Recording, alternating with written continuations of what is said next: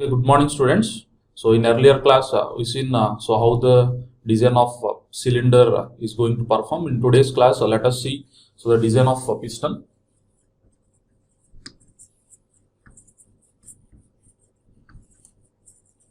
So it is one more important component in IC engine. So inside of cylinder, the piston is going to reciprocate from TDC to BDC, so that it can provide a suction inside the cylinder. So as well as after completion of the combustion process, whatever the gases that left over in the cylinder, that can be thrown out by means of the piston. So that is the piston can move, reciprocates inside the cylinder. So let us see here.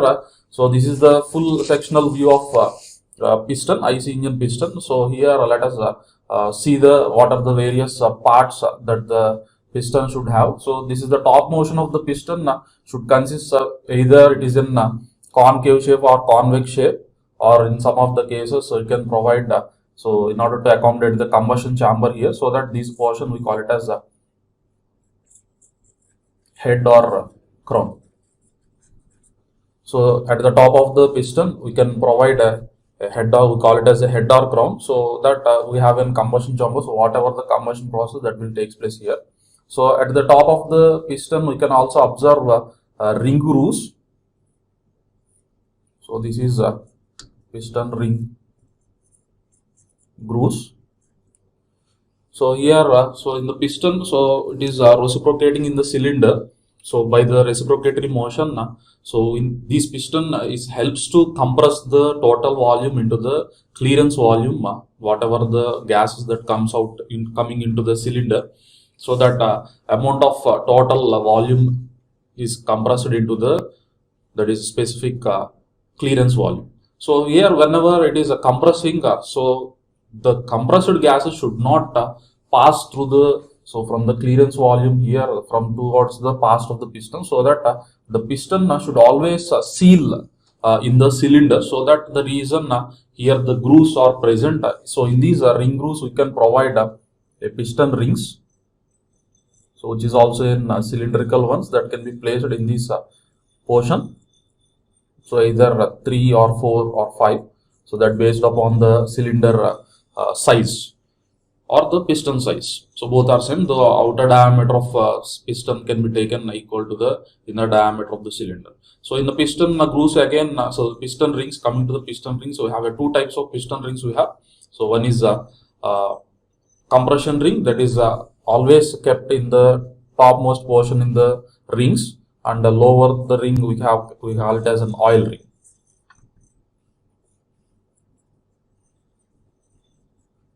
So in the top portion we can provide with compression rings, and the bottom portion of the groove we can provide with oil ring. So here the compression rings can help to seal the piston inside the cylinder, and the oil rings is used to provide a lubricating oil. Here you can observe a ring oil holes can be provided here. So through these holes the oil can be pumped into the rings, so that it will provide a lubricating oil spilled upon the cylinder walls when the piston is moving upon the in the cylinder.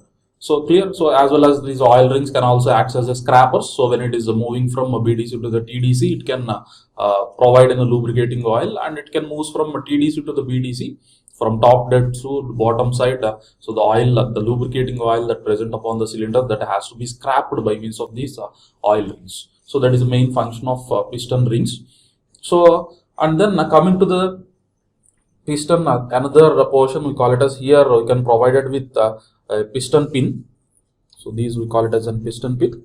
So here the piston pin is used to join a connecting rod to the piston. So by means of this piston pin or gudgeon pin we call it as, or wrist pin we may also call it as. So this is used to connect a small end of connecting rod to the piston, so that whatever the motion that comes out from, that is the impact that taken from the combustion, that can be directly transferred upon the acting upon the piston pin, and that force can be transferred to the crankshaft by means of connecting rod.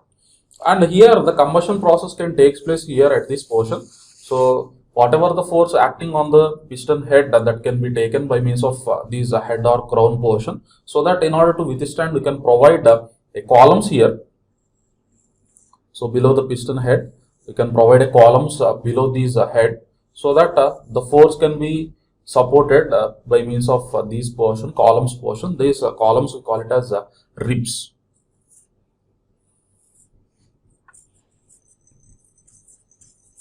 This we call it as ribs. So here by the force acting upon the piston head, that can be supported by means of ribs. So so that and then bottom portion of this is the open end, we call it as a piston. So from here I can obtain a small end of connecting rod here. So at this portion, so that the movement can be allowed towards the open end of the piston. So here from this portion you can also call it as a skirt length. So we need to provide a proper skirt length so that it should act as a bearing to withstand these side thrust of connecting rod inside the cylinder, so that if you provide a less length, that is a smaller length, the piston can tends to slap in between inside the cylinder, and if it is provide a greater length, it may be the volume is get increased, so that will use the larger cylinders. So that you need to provide a proper length of skirt is to be required. And then here we can provide with the circlips. So these we call it as the circlips. So for to avoid the piston pin movement in the linear along these particular direction, so these circlips can help to avoid this linear motion, so that whenever if it is possible to move linearly, so there is a chance of piston pin is directly acting contact with the cylinder wall, so that there may be chance of scratches upon it. So to avoid that, we can provide a circlips on both sides of the piston pin. And here this is the portion. Now you can also call it as a barrel. So from this top, from this portion to this portion, end of this portion, we call it as a barrel. That is a piston thickness.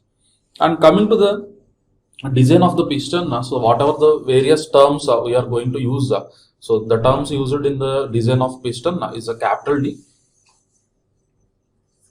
So capital D is a cylinder bore or diameter. So here, so the total diameter is denoted by capital D.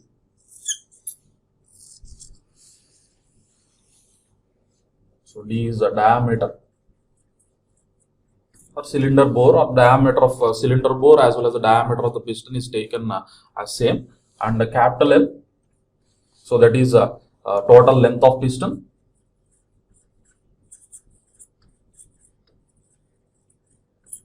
Total length of piston.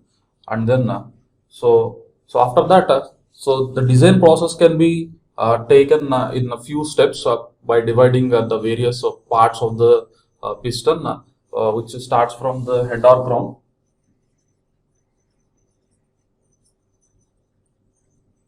So that is the first step in the design procedure. We need to calculate the dimensions of head or crown. So the dimensions of head, so this is the portion of head we are taking that. So this is the thickness of head or crown, that is denoted by T1. So T1 is called thickness of piston head, and this thickness of ribs can be denoted by T2.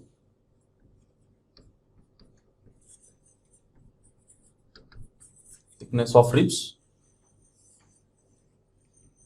And then so T3, so that is what here, as I stated, the rings thickness is known. So we need to calculate the dimensions of piston rings, so that is denoted by T3. So and the axial thickness can be denoted by T4. So here then the second step, we need to calculate the dimensions of the rings. So that is the piston rings, and their dimensions is given by T3. So that is a thickness. So it is a radial thickness. So what is the radial thickness means? So the thickness should be perpendicular to the axis of the piston. So that is taken as a radial thickness. So that is denoted by T3.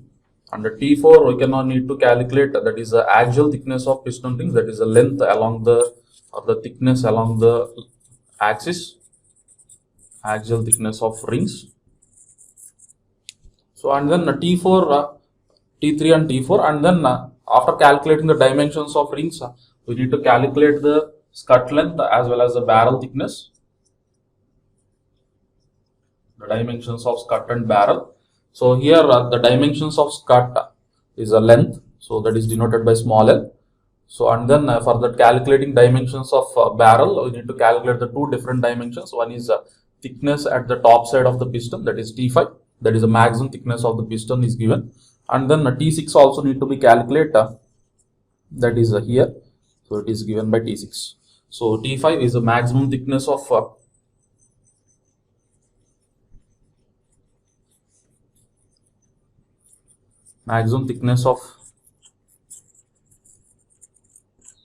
piston, so or piston barrel. So and then T6 is the thickness of barrel at open side or open end. So these are the dimensions, and then for length scut, L can be denoted with for scut length. So these are the dimensions you need to calculate for dimensions of scut and barrel. So after finding out the dimensions of scut and barrel, you can also calculate the dimensions of pin. So here the dimensions of pin, you can calculate if it is in hollow shaft, hollow pin. So you can have D0 and DI. Or if it is in, I can consider a solid pin, there is only a single diameter, that is a small d.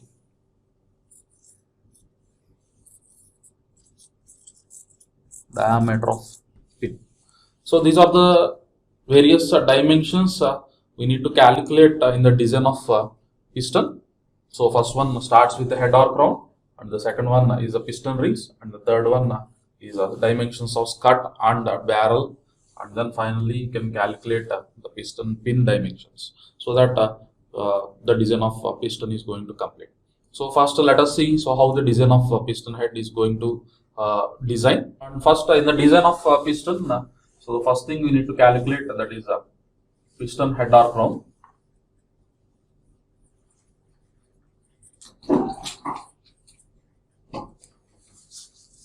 So in the piston head, so whatever the combustion force, that is the combustion process that will take the force acting coming out from the, or whatever the forces that coming out from the combustion process directly acting upon the piston head here.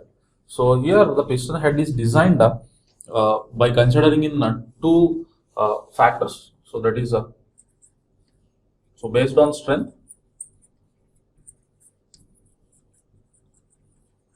So that is a strength point of view. So as I stated that, so the force, whatever the force coming out from the combustion, so the total load, that is a gas load, maximum gas load, is acting directly upon the piston head, so that so it should have the enough strength to withstand that particular load. So here the head is designed based upon the strength, so it should withstand the total gas load. So that is the very first point. And then so here, due to the combustion process, the heat liberated from the combustion process is very much greater. So the total heat that will be acting here at the head, at the combustion chamber. So here the second consideration is whatever the heat that is receiving from the combustion process at the center of the piston should be supposed to dissipate towards the end of the piston, that is at the cylinder wall. So here at the cylinder walls, around the cylinder walls, we provide a cooling system, that is water jackets are available, so that the heat should be as quick as possible. It should dissipate towards the piston walls, so that from the cylinder the heat can be received, that is removed from the cylinder. Clear? So that here the second factor that is based upon based on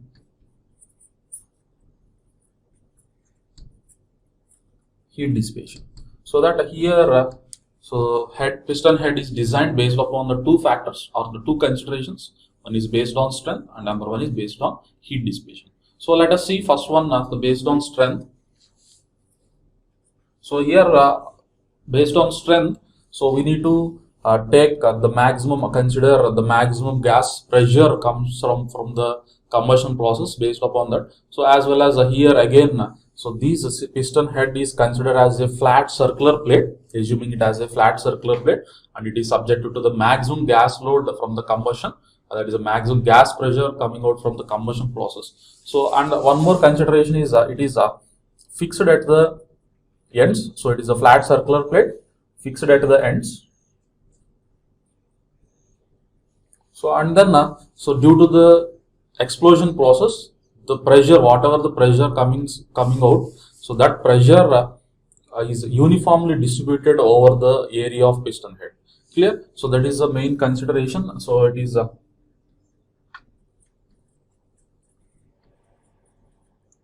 considered as flat circular plate.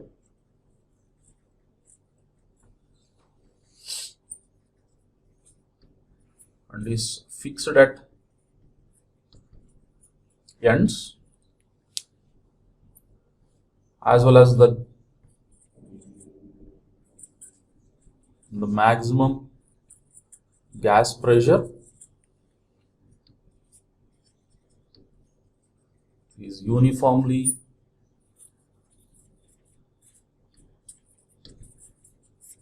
distributed over the area of head. Clear? So this is a main consideration in a design of piston head. So that then the thickness of piston head is given by, so T1 equal to root of 3 PD square by 16 sigma T. So by using this relation, we need to calculate the thickness of piston head or crown based upon the strength point of view. So that is the thickness of head T1 is given by 3 PD square by 16 sigma T. So where P is the maximum gas pressure from the explosion process, and then D is the cylinder bore or diameter that is calculated from IP, that is where seen in design of cylinder, and sigma T is the permissible tensile strength or bending strength for cylinder piston material based upon the material. If it is in cast iron or this grey cast iron, you can take 35 to 50. So sigma T. So here I am denoting that based upon the cast iron, that is a material, I can take 35 to 50 for grey cast iron, and it is 50 to 90 for nickel cast iron or aluminum alloys, and it can take it as a 60 to 100 for forged steel. So based on the type of material, the sigma T can taken within the range, and D is the diameter and P is the pressure. From that you can calculate the thickness of piston head based on strength point of view. And coming to the second consideration, that is based on dissipation. Second thing, so that is based on heat dissipation. So here also you can consider it is a simple flat plate, and here the total thickness of head or crown is calculated by means of total heat flow, that is 1000 H by 12.56 K into Pc minus T. So using this relation, now we need to calculate the thickness of piston head or crown. So in which, so what is H means? So it is a total amount of heat flow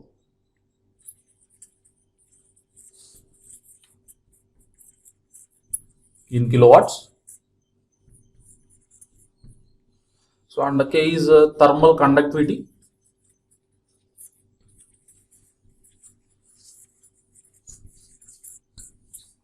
Watt per meter per degree centigrade. So again, this thermal conductivity value is based on type of material. It is can be taken 46.6 for cast iron material. It is 51.25 for nickel cast iron, and for aluminium 174.75 for aluminium. So based on a type of material for the piston, so this value of thermal conductivity is going to change. So if it is with the increase of thermal conductivity, the amount of heat dissipation from center to the edges is going to vary. So here the Tc is the temperature that is available at the center of the combustion chamber, and T is the temperature available at the edges. So here the Tc minus Te, that is a difference. If there is a greater difference, so that is there is a maximum amount of heat is there.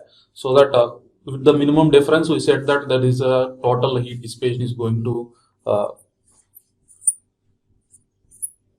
so here for Tc minus Te is for cast iron, it is taken as 220 degrees centigrade. So it is for aluminum, it may be slightly lesser, so it may be 80. So for aluminum material. So based upon the type of material, again this the range of Tc minus Te can also be varies. So and coming to the total heat flow, how these total heat flow is calculated? So that is H is given by so constant value of C, so into mass into calorific value, higher calorific value of fuel into brake power. So this will gives the total heat flow in the piston head. So here what we see means it is a constant, that is the amount of heat that is passing through the piston head. So from the total heat, so that is which means from the total combustion process. So here this C value, that is the total amount of heat, it is assumed that only 5% of heat is flowing through the piston head, so that this value of C is taken as 0.05.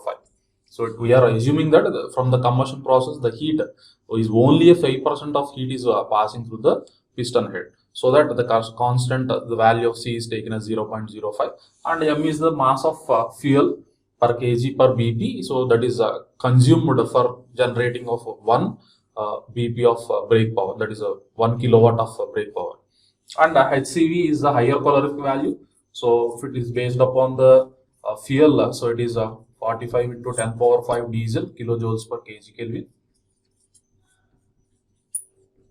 for diesel, and this value is 47 into 10 power 5 for petrol. So that is higher calorific value, and the BP is the brake power, that is the total amount of brake power that will use the total heat flow through the piston. So out of which, after calculating the thickness based on strength as well as based on heat dissipation, so out of which the larger of the two values, so after calculating so the two based upon the two considerations, after that you can calculate the larger of the two values is adapted as thickness of head. So greater of two values, we can consider it as a thickness of head. So after finding out the thickness of head, we can also need to calculate the thickness of ribs. So that is a T2. So here the thickness of ribs is based on the thickness of head. So if it is the thickness of head is less than 6 mm, so that is a T1 less than 6 mm. No ribs are required. So that is we are not providing any ribs. No ribs are required if it is less than 6 mm. So if the thickness of head is greater than 6 mm, so then thickness of ribs is going to calculate. So by using the proportion, T2 is ranging from T1 by 3 to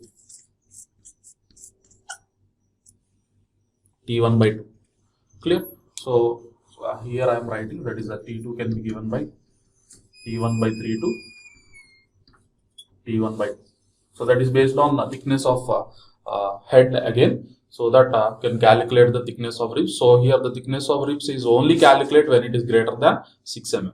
Clear? So and the next coming to the design now. So we need to calculate the thickness of piston rings, that is the radial thickness and design of piston. So up to the part of piston head. So that is the thickness of the head is going to calculate by means of two considerations. One is based on strength. So that is whatever the load, that is the maximum gas load acting on the piston head here. So due to the combustion process, that has to withstand by means of the head, so that it should have the enough strength to withstand that. So in order to that, so the thickness of head is going to calculate by means of by considering it have then great strength to withstand the maximum gas load of P.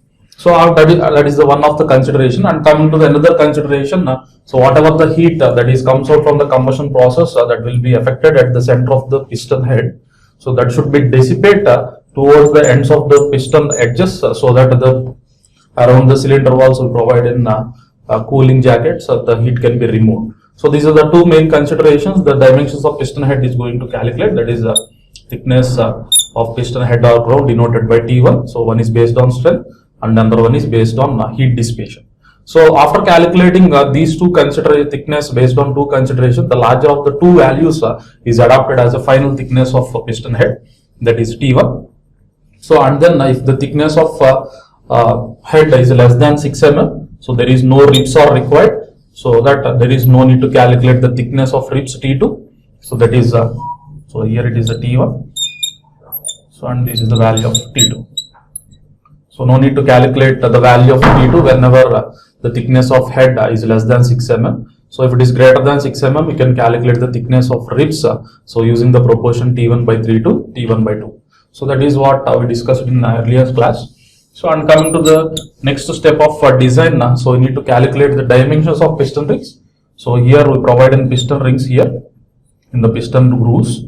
So at the top of the ring groove we provide a compression rings. So after that we provide an oil ring. So for these dimensions you have two different dimensions. One is T4, that is the thickness of radial thickness of piston ring, and another one is T3 radial thickness, and T4 is axial thickness.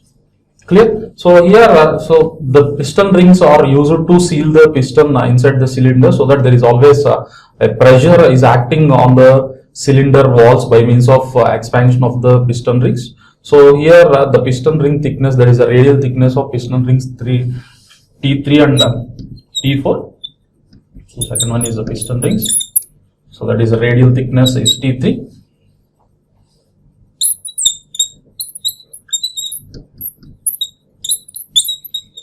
Radial thickness T3 is calculated by considering the amount of pressure, that is pressure by means of piston rings acting upon the cylinder walls, that can be considered for thickness of calculating the radial thickness of piston rings, that is T3 is given by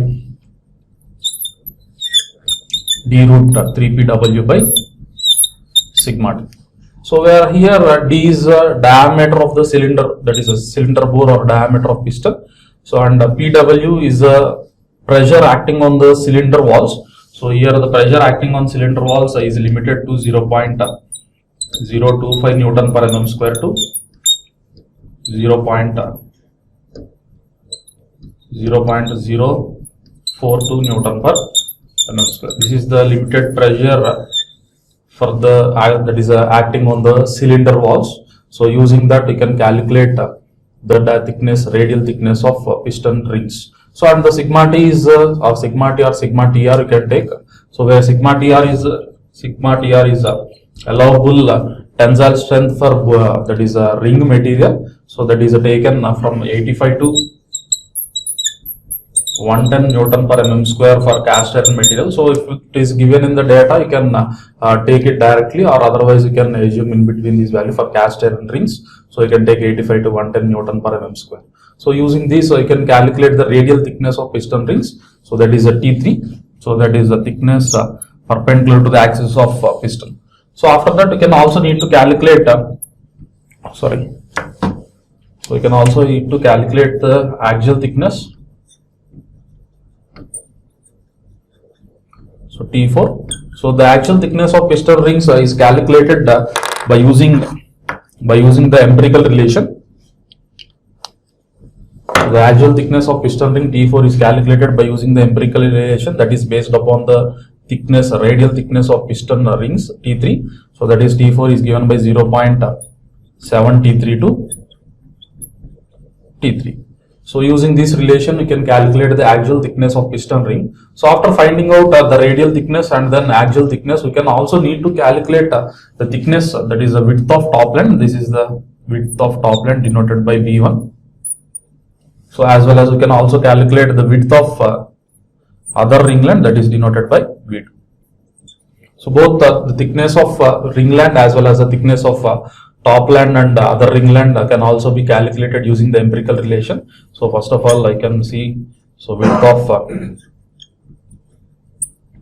topland, so that is denoted by B1. So and this will be taken equal to the width of the, that is thickness of the piston head or crown. So it will be ranging from T1 to 1.2 times of T1. So it may be greater or should not less than the thickness of a head.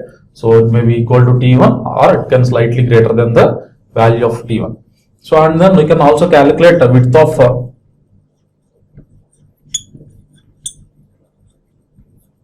other ringland. So this can also calculate. So what is the other ringland means? That is the distance between the two ring grooves. So that is denoted by B2. So it is calculated again based upon the axial thickness of the piston rings, that is a T4. So that is 0.75 T4 to T4.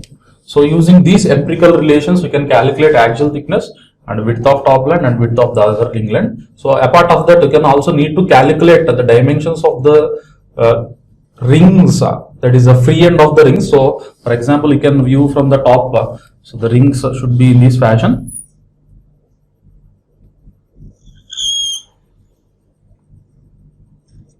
So there is always a gap will be provided at the free ends of the rings. So this gap should be calculated at whenever it is in free condition as well as in the assembled condition. So that is a gap between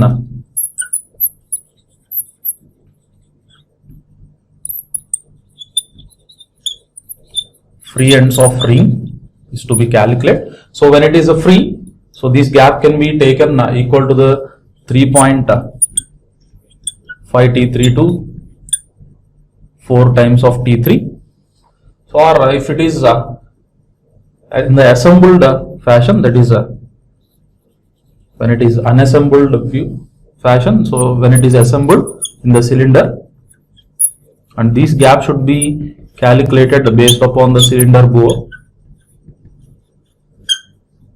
0.002 times of cylinder bore to 0.004 times of cylinder bore. So using these empirical relations, we can calculate so the thickness, radial thickness T3 and axial thickness T4, and then the width of topland B1 and width of other ringland B2. So apart of that, we can also calculate the gap between the free ends of rings when it is unassembled and when it is in the cylinder. Clear? So this is up to the step of piston rings, and later on we can go with the next step, that is a piston skirt and back. Finding out the dimensions of piston bill. So that is radial thickness T3 and axial thickness T4. So and then width of topland B1 and the width of other ringland B2. So can also calculate so the gap between the free ends of the rings. So after that, you can go with the next step in the design. That is, we need to calculate the dimensions of the piston barrel as well as skirt. So that the barrel thickness dimensions is denoted by means of T5. That is the thickness, maximum thickness of the piston barrel on the top side, and it is denoted by the T6. So it is the thickness of barrel at the open end. So clear? So here both the thicknesses of piston barrel at the top end and the open end, so can be calculated by means of empirical relation, thickness of barrel at open end. So that is T5. So it is given by 0.03 times of D plus B plus 4.5 mm. So here where B means that is not discussed anywhere. So where B is the radial depth of the ring groove. So we are calculated only the radial thickness of the rings, but is not calculated the radial depth of ring groove. So here the ring groove depth B is taken is slightly greater than the thickness of radial thickness of the rings, that is T3 plus 0.4 mm. So that the value of T5 is given by 0.03 times of D plus T3 plus 4.9 mm. So by using this relation, we can calculate the empirical that is dimensions of piston barrel at the open end, that is the top end. So not the open end, sorry. So it is at the top end. So similarly, you can calculate the the thickness of barrel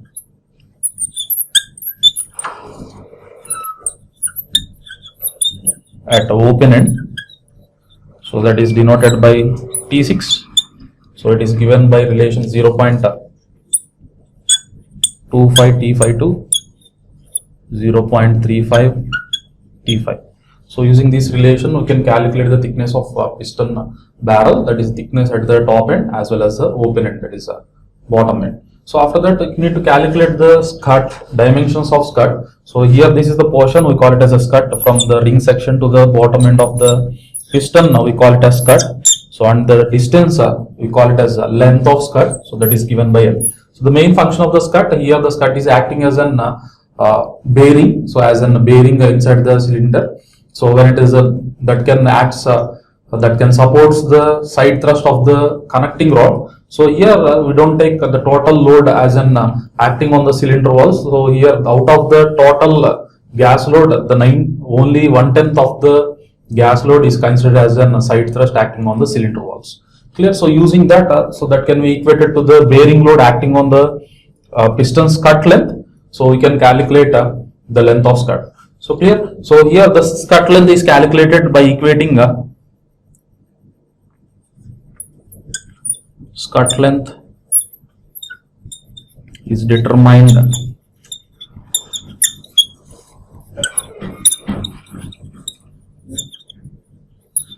by equating the side thrust acting on cylinder walls,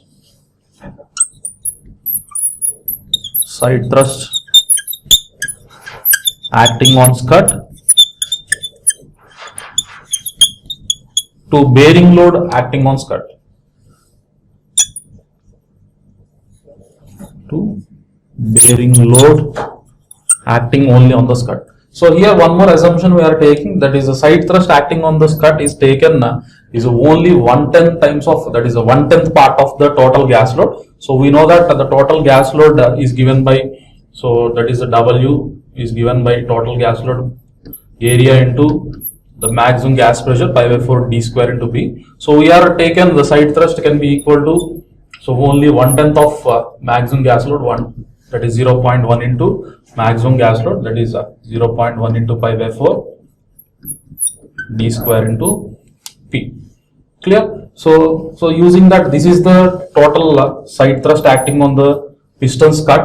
So and this should be equal to, so 0.1 into pi by 4 d square into P, and this should be equated to the bearing load acting on the skirt. So this bearing load can be given by PB into, so that is a bearing pressure acting on the skirt, so into, so that is a L into D.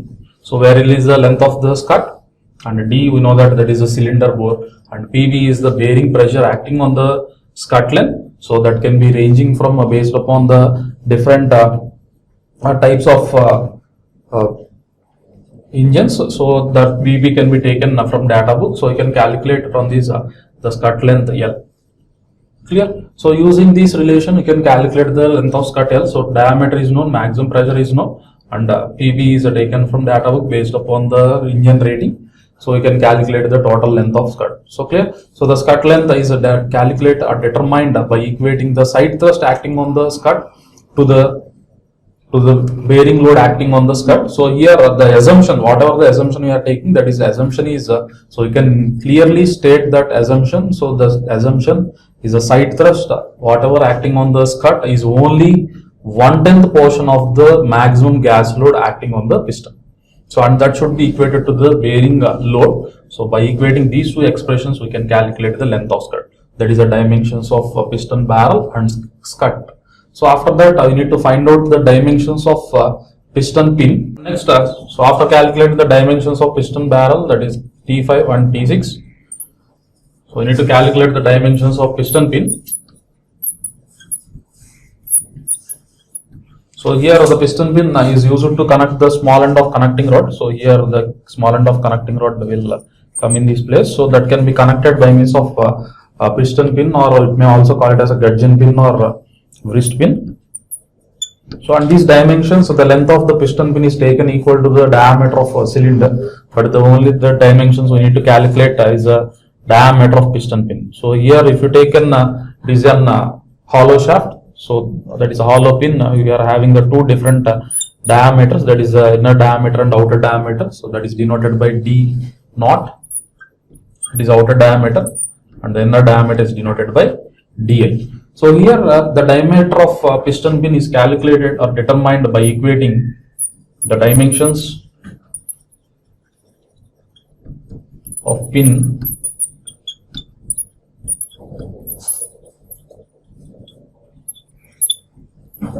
is determined by equating. So here whatever the load acting upon the piston, so here from the explosion process, that is the maximum gas load is acting, that is W. So the same load is directly acting upon the piston pin here, so throughout the length of the pin. So that so here the pin dimensions are determined by equating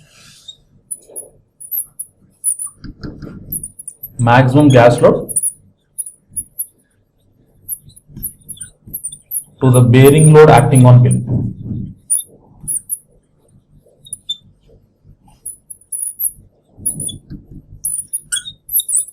So we know that what is the maximum gas load is, that is pi W equal to pi by 4 D square into P. So that is the maximum gas load acting on the piston, that is the same load is acting on the piston pin, that is W pi by 4 D square into P, and this should be equated to the bearing pressure acting on the piston pin, that here we can denote with PB1. So why? Because the PB is already we are used for dimensions of skirt. So here the PB1 D naught into L1. So here where PB1 is a bearing pressure is acting on the piston pin. So here the PB1 is taken 25 Newton per mm square for the bronze type of bushing. So and the D naught is outer diameter of piston pin, and L1 is the proportion you need to take in terms of diameter of cylinder, that is a cylinder diameter, that is a 0.45 times of D. So you can substitute the length of piston pin in terms of diameter. So and PB1 is taken as 25 Newton per mm square for piston, that is for brass bush, and here the gas load is known. So by equating these two terms, you can calculate so D naught, the outer diameter. So as well as the Di is also need to be calculated by using the relation Di equal to 0.6 times of D naught. So after finding out the dimensions of the piston pin, so we can also check the pin whether it is withstanding by means of the load. So whatever the dimensions we are calculated, is that dimensions are withstanding to withstand the total gas load W upon the pin or not. So here due to the application of the load W, so if you observe clearly, so up to this extent the maximum gas load is acting along the length of L1 here. So that is inside the bushes. So here the load is acting is uniform distributed load, as well as here the supported at the middle of the bushes here in this portion, so that so the total load is acting not a completely uniformly distributed load or the not simply point load, so that it may be subjected to the bending. So and the bending moment can be taken, so that is WD by 8. So generally you can write WL by 8. So here the length of the pin is taken equal to the cylinder bore, so that the bending moment acting on the pin is taken WD by 8. So due to the bending moment, the bending stress may act in the pin. So we know that the general bending stress can be calculated by sigma B equal to M by Z. So M is calculated using this relation. Maximum gas load is the total load acting on pin into their length of pin is taken equal to the piston diameter by 8. So M is known, that is the maximum bending moment acting in the piston pin, and Z is the section modulus. So you know that the section modulus for solid shaft, it is solid pin, it can take so pi by 32 D power 4. If you take in hollow pin, so it can be written as pi by 32 D naught power 4 into 1 minus K power 4, where K is Di by D naught. So using this relation, we need to calculate the induced bending stress in the pin. So using our calculated dimensions, so that you need to check whether so our dimensions are withstanding so by the application of the load W in the bending or not. So here these induced calculated induced bending stress should be less than given permissible values. So these permissible values of bending stress is taken as, that is allowable bending stress. Allowable bending stress for pin material is taken equal to 84 megapascal for case hardened carbon steel CHCS, that is 84 megapascal case hardened carbon steel, or it may be 140 megapascal for heat treated alloy steel HTAS.